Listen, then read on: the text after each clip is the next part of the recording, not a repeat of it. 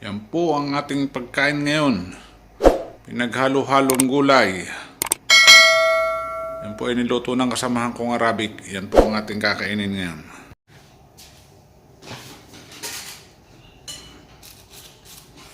Yan po tayo. Ito po yung malapad na tinapay. Ito po ay sa Arabic ay kubus. Yan. Manipis lang po ito. Parang ano lang oh. Manipis lang siya. Pero masarap po ito. Lalo na ang ganito. Merong nagluto yung kasamahan ko ng ano eh. Ng gulay. May upo. May siling. At nagalo-halo nyo. Masarap naman. Maganda ng beans yata to.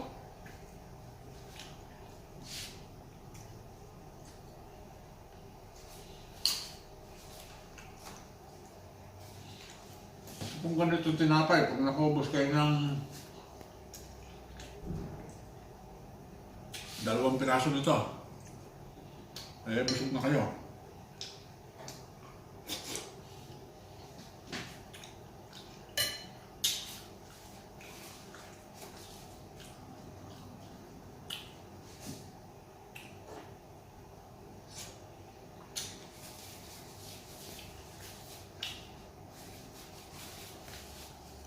Sa Arabic din po ako natuto kumain ng ganito eh.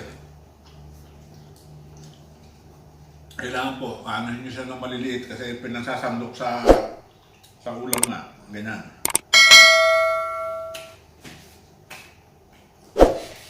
Ito hindi mawala.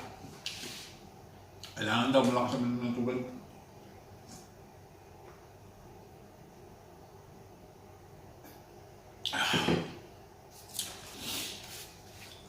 Ganito lang po, makakaraos na tayo ng tanghalian. May baon naman akong kanin, kaya lang pag puro kanin kasi, masyado ng ano eh, kaya sinasalita ko ng tinapay.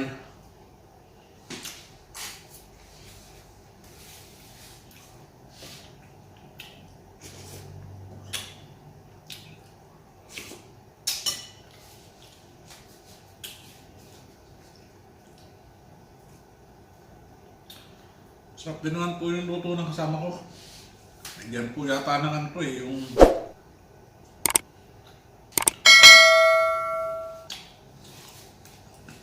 turmeric powder.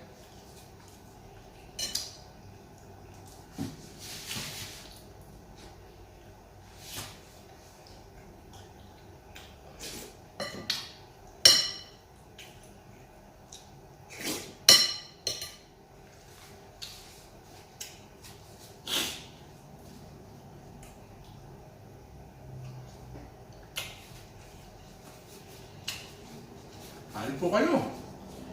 Ha?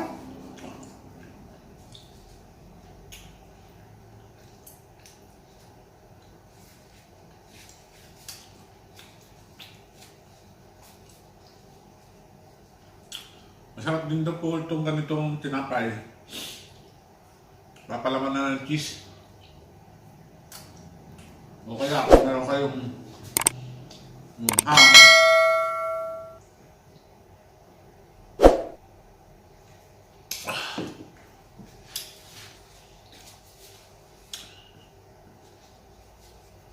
Para lang itong ano eh, makapalang ng konti sa ano. 2 pinagpatong na typewriting siguro. Ganito lang siya kanipis eh, no?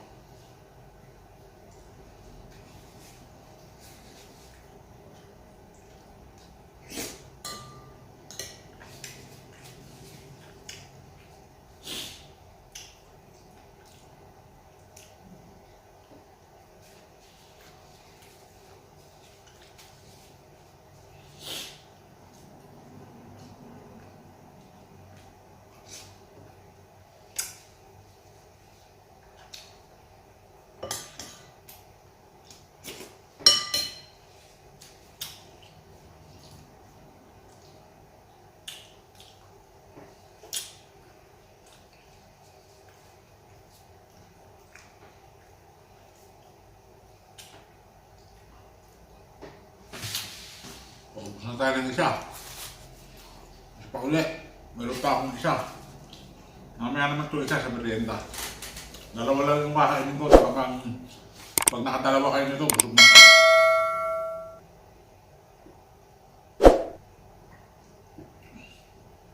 Inom na lang kayo ng marami-raming tubig.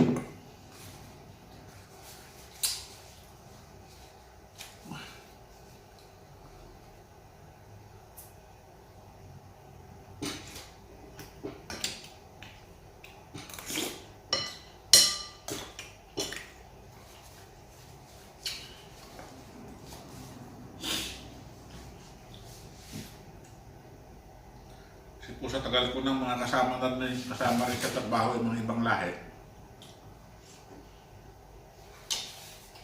Kaya masanay namin yung kumain ng pagkain nila.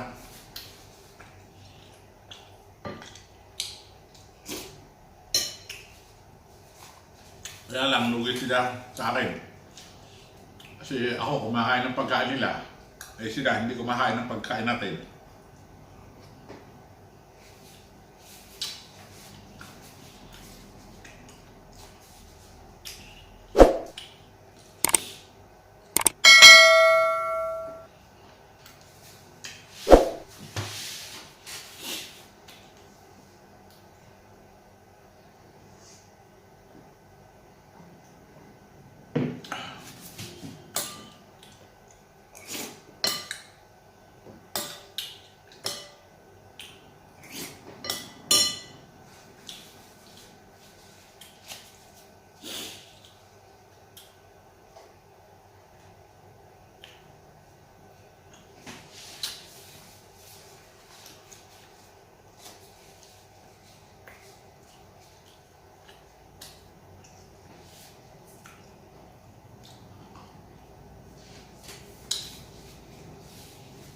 Kaya ang kailangan, siguro pag postiso mahirapan kainin kasi medyo makunat siya.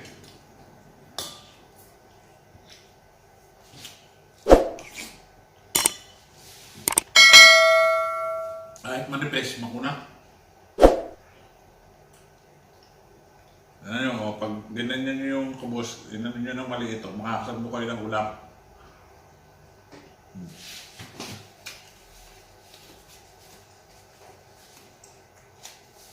Ganyan din kumain silang mga Arabic. So hindi na ganun, tinitiklop yung kubos. Para makakuha kayo ng ulam.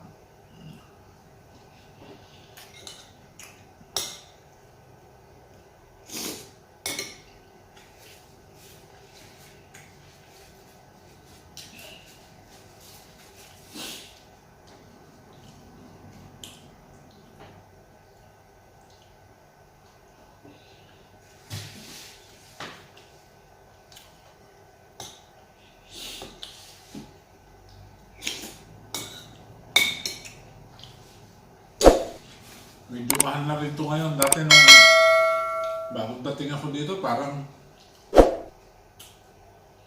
magkano ba yung 5 piraso nito? Parang 2 dirham lang yata yung limang piraso. Ngayon, 75 pills na yung isa. Oo nga, 75 pills na. Sa dirham ba? Sa dirham.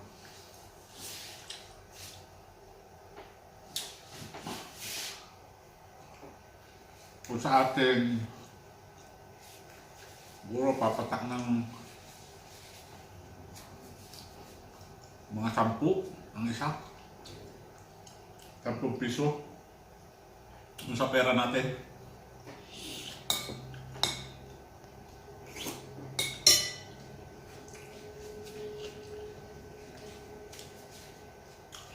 Ito, mabibili nito sa mga bakala. Yung bakala yung tawag dito, yung tindahan dito, tawag nila bakala.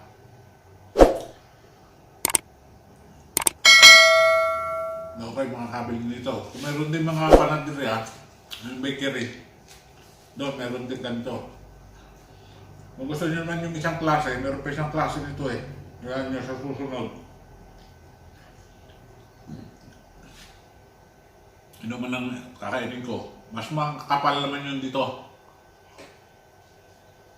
ang nagagawa naman yun, mga Pakistan.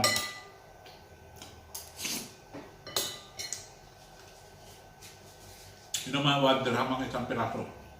Pero pag nakaubos naman kayo ng isa na yun, busog na kayo kasi makapal.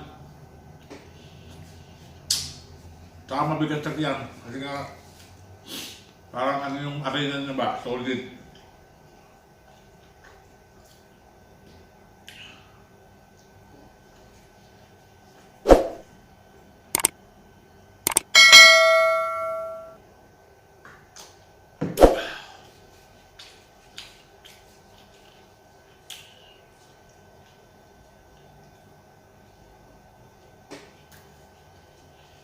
Kung nakakapanood kayo ng video ko, matagal ko na ito ginagamit, taon na.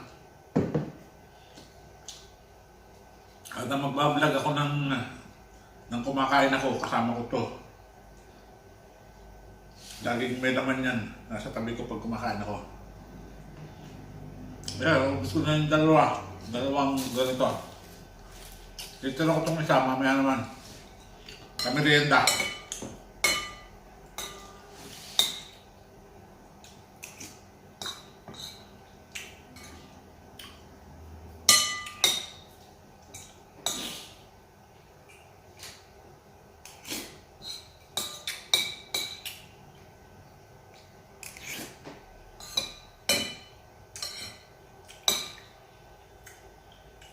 Magaling magluto ng kasama ko. Nilagyan pa niya ng ano ba ito? Maliliit na beans.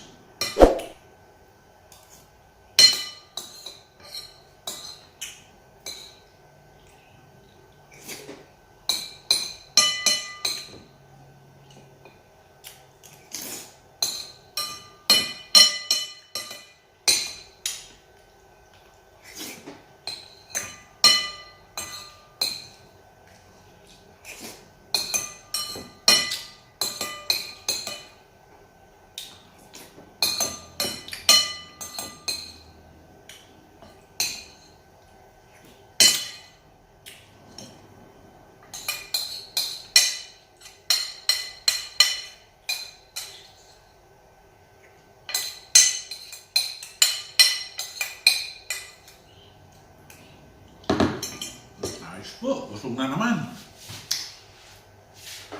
Busog na naman po. Naubos na natin yung isang ganitong gulay at yung dalawang kubos. Para kayong kumain ng 3 takal na kanin. Kasi po sabi, pag marami siya, masyadong malakas sa kanin, nakakataas po ng sugar. Kaya nagbabawas-bawas ako sa kanin. Talaga po ako, malakas talaga akong kumain kung sa pagkain. Kaya nagda-diet lang. Dito na lang po itong aking video at kung mapapanood nyo naman po ito ay pakisubscribe na lang po yung aking channel na Gulong ng Buhay.tv. Maraming salamat po sa mga makakapanood nito.